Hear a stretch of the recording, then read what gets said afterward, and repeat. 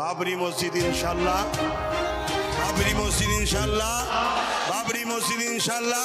এই মসজিদ আমরা হতে দেবো না। বাবরি মসজিদ হবে না, হবে না। মসজিদ করতে না দেওয়ায় হুমায়ুনকে সাসপেন্ড করেছে তৃণমূল। এতে কি তৃণমূলের মুসলিম ভোট কমতে পারে? আপনারা কি সেই সুযোগ নেওয়ার চেষ্টা করবেন? দেখুন, আমরা মুসলিম হিন্দু ভোটে নিয়ে সুযোগ নেওয়ার চেষ্টা করবো। আসসালামু আলাইকুম ভিউয়ার্স, দেশ ও দেশের বাহির থেকে যারা আমার ভিডিওটি প্লে করেছেন জানাচ্ছি আন্তরিক শুভেচ্ছা ও অভিনন্দন। আশা করি সবাই ভালো আছেন, সুস্থ আছেন, আলহামদুলিল্লাহ। তো ভিউয়ার্স, আবারও চেতনার ঐতিহাসিক বাবরি মসজিদ নির্মাণ হতে যাচ্ছে ভারতবর্ষে। দেশের বিভিন্ন স্থান থেকে মুসলিম সম্প্রদায়েরা একটি করে দুটি করে ইট হলেও মাথায় বহন করে নিয়ে উল্লাসের সাথে তারা সেই স্থানটিতে আসছেন। ভারতবর্ষের এই ঐতিহ্যবাহী নেতা হুমায়ুন কবির অনেক চ্যালেঞ্জ এবং মৃত্যুর হুমকি ধামকি, এমনকি তার মাথা কেটে নেওয়ার পর্যন্ত চ্যালেঞ্জ গ্রহণ করেছে হিন্দু সম্প্রদায়েরা। নরেন্দ্র মোদীও ব্যাপকভাবে চাল চালিয়ে যাচ্ছে এই মসজিদটাও পূর্ণ নির্মাণে বাধা বিঘ্নত দিতে।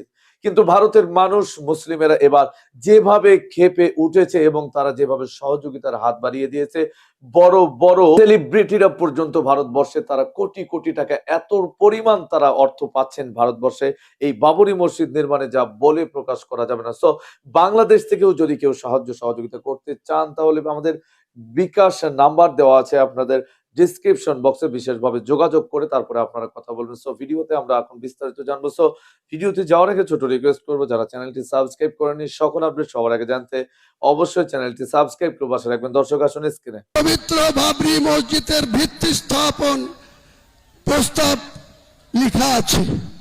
আপনারা একটু ওইদিকে লক্ষ্য করবেন, আপনাদের ক্যামেরা ওইদিকে ঘোরাবেন, গোটা ভারতবর্ষ দেখুক যে এক শ্রেণীর মানুষ এটা হতে দিতে চাইনি। বাবরি মসজিদ নাকি ভারতের মাটিতে হবে না। আপনাদের অবগত করার জন্য বলি, 2019 সালে সুপ্রিম কোর্টের প্রধানমন্ত্রীর যে ব্রাঞ্চ, ফুল বেঞ্চ 5 সদস্যের, তারা দীর্ঘদিন ধরে এই মামলার শুনানি করার পর 2019 সালের নভেম্বর মাসে একটা জাজমেন্ট এসেছিল। সেই জাজমেন্টে কোনো পেপার ছাড়াই প্রত্যেকটা মানুষের অধিকার, যার ডিড এবং ডিডের বলে যার মিউটেশন, কনভার্সন, অর্থাৎ কাগজ কলমে যে মালিক, সেই মালিকানার প্রত্যেকটার অধিকার আছে। সেখানে কি বানাবে, কি করবে, হিন্দু ভাইদের মন্দির করার অধিকার আছে, আগেই বললাম গির্জা করার অধিকার আছে, চার্চ বানানোর অধিকার আছে, তেমনি মুসলমান ভাইদের পবিত্র আল্লাহর ঘর, মসজিদ বানানোর অধিকার আছে।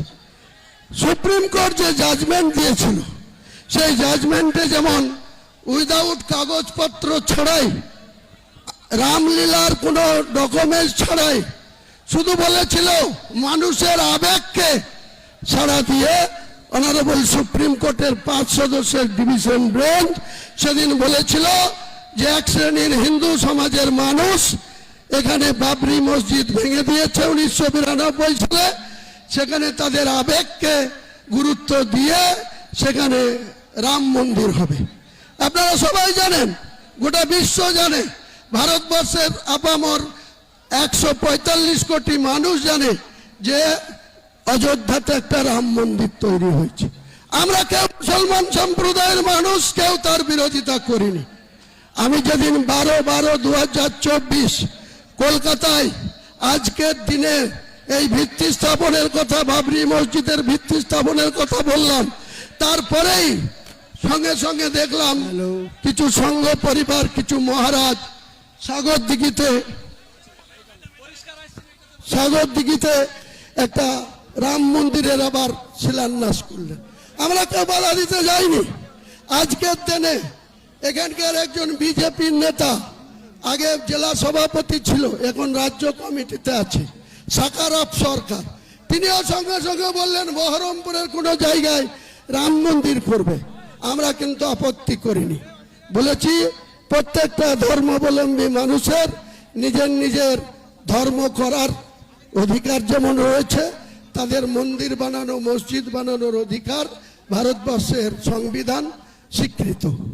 স্বাভাবিকভাবেই আমাদেরকে বিরুদ্ধে যেটা চক্রান্ত করে পিআইএলএ ফাইল করা হলো, তারা চেয়েছিল 8 তারিখে ডেট ছিল, তাহলে স্বাভাবিকভাবে আজকে 6 তারিখে আমরা শিলান্যাস করে দিতাম। তারা এটাকে রোখার জন্য স্পেশালভাবে মেনশন করলো 5 তারিখে মামলা শুনানি করতে হবে। মহান আল্লাহ যাকে সাপোর্ট দেয়, মহান আল্লাহ যাকে দোয়া করে, আল্লাহ যাকে ভালোবাসে, এই পৃথিবীর কোন মানুষ তার বিরোধিতা করলেও সাকসেস আসে না, সার্থকতা আসে না, সফলতা পায় না। তাই মহান আল্লাহ তাআলার খোদ ইচ্ছায় আমরা সেই হাইকোর্টে আইনের লড়াইয়ে এখানে আফজল সাহেব, আলী আফজল চাঁদ থেকে শুরু করে যে 12 জন লয়ার আমাদের হয়ে দাঁড়িয়েছিল, সেখানে হাইকোর্টের অনারেবল প্রধান বিচারপতি পরিষ্কার করে তিনি বলে দিয়েছেন যে হুমায়ুন কবির কোনো সংবিধান বিরোধী কথা বলেনি, সংবিধান বিরোধী কাজ করেনি। ভারতবর্ষের সংবিধানে তার অধিকার আছে মসজিদ বানানো, এবং প্রত্যেকটা ধর্মাবলম্বী মানুষের বাড়িতে যে সন্তান জন্মায়, কারো পুত্র সন্তান, কারো কন্যা সন্তান, তাদের নামকরণ তার বাড়ির গার্জেনরাই রাখে, হয় পিতা রাখে, নাই দাদু রাখে, নাই নানি রাখে। বাবরি মসজিদ যেটা অযোধ্যায় ভাঙা হয়েছিল, সেটাকে বলা হচ্ছে বিতর্কিত ল্যান্ডে ছিল। বাবর 1528 খ্রিস্টাব্দে তার প্রধান সেনাপতি মীর বাকি তাকে দিয়ে নাকি যেখানে রামের জন্ম হয়েছিল সেখানে নাকি এই মুঘল সম্রাট, আপনারা সবাই জানেন ইতিহাস যারা পড়েছেন, ইব্রাহিম লোদি বলে একজন সম্রাট ছিল। বাবর কিন্তু ভারতবাসী ছিল না, অন্য দেশ থেকে ইব্রাহিম লোদিকে আক্রমণ করেছিল, তারপরে জয়লাভ করার পর তিনি ভারত। দর্শক, স্ক্রিনে আমরা সে সম্পর্কে বিস্তারিত জানলাম। এ বিষয়ে আপনাদের মতামত কমেন্টে জানান, কেউ ভিডিওটি স্কিপ করবেন না। বাবরি মসজিদের সর্বশেষ নির্মাণ কাজের বিশেষ আপডেট আমরা জানবো এবং কতদিনের মধ্যে এটা দৃশ্যমান হতে যাচ্ছে সেই বিষয়েও বিস্তারিত কিছু আরো আপডেট। এই মসজিদ আমরা হতে দেবো না, বাবরি মসজিদ হবে না, হবে না।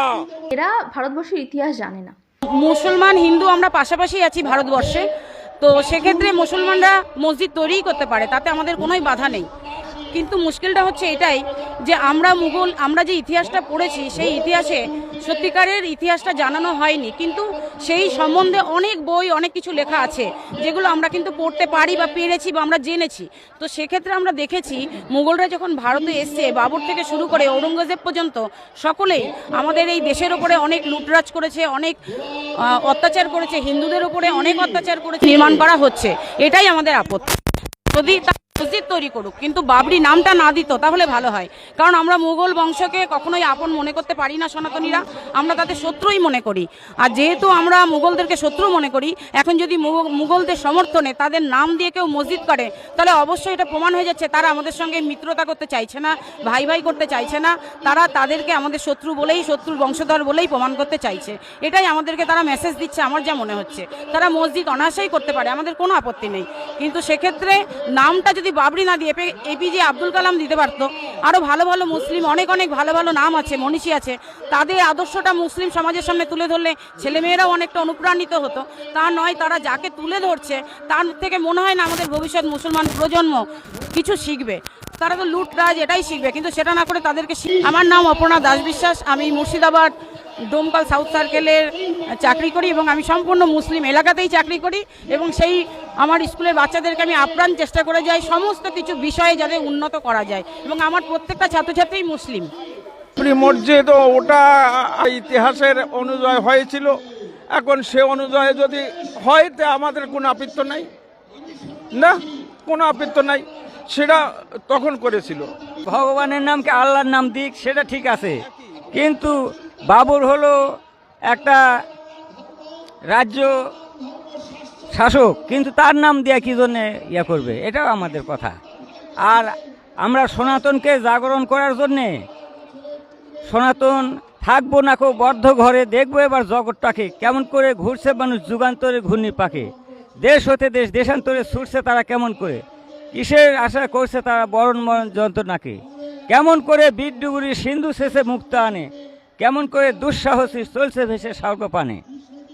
তাই আমরা ওই রকমভাবে হিন্দুর এই সনাতন ধর্মটাকে জাগরিত করার জন্য আমরা চেষ্টা করব। সবাই এই 5 লক্ষ সনাতনী এখানে আমরা এক জায়গা হয়েছি, আমরা আরও সবাইকে নিয়ে আমরা সনাতন ধর্মটাকে আরও জাগরিত করব, এই আমার বক্তব্য। যিনি বলেছেন আমি মানে কনফার্ম বা আমি নিশ্চিতভাবে বলতে পারি তিনি হোয়াটসঅ্যাপ ইউনিভার্সিটি থেকে পড়াশোনা করেছেন। হোয়াটসঅ্যাপ ইউনিভার্সিটির মানুষ হোয়াটসঅ্যাপ ইউনিভার্সিটিতে পড়াশোনা করে এই কথাগুলো বলেন, কারণ এরা ভারতবর্ষের ইতিহাস জানে না। ভারতবর্ষের ইতিহাস যদি এরা জানতো তাহলে এরা বুঝতো যে সেটা ভারতবর্ষের ইতিহাসে বিভিন্ন সময় বিভিন্ন মানুষ বাইরে থেকে এসছে। ভারতবর্ষে আর্যরা আজকে যারা ভারতীয়দের মধ্যে 90% মানুষ আজকে ভারতবর্ষে যারা আমরা যদি ক্যাটাগরিক্যালি দেখি তো বেশিরভাগ মানুষ আর্য মানুষ। তো আর্যরা কি ভারতবর্ষে আদি মানুষ ছিল না। আর্যরাও ভারতবর্ষে বাইরে থেকে এসেছিলো এবং এসে ভারতবর্ষে তাদের রাজত্ব বিস্তার করে ভারতবর্ষে তারা মিশে গিয়ে তারা ভারতীয় হয়ে গেছে। ঠিক সেরকমভাবে মুঘলরাও ভারতবর্ষে এসেছিলো, তারা ভারতবর্ষকে দখল। দর্শক, স্ক্রিনে আমরা সে সম্পর্কে বিস্তারিত জানলাম। সো ভিডিও এই পর্যন্ত। ভালো লাগলে লাইক এন্ড কমেন্ট করবেন। দেশের সকল আপডেট সবার আগে জানতে অবশ্যই চ্যানেলটি সাবস্ক্রাইব করে পাশে রাখবেন। দেখা হবে পরবর্তী ভিডিওতে ইনশাআল্লাহ। আসসালামু আলাইকুম।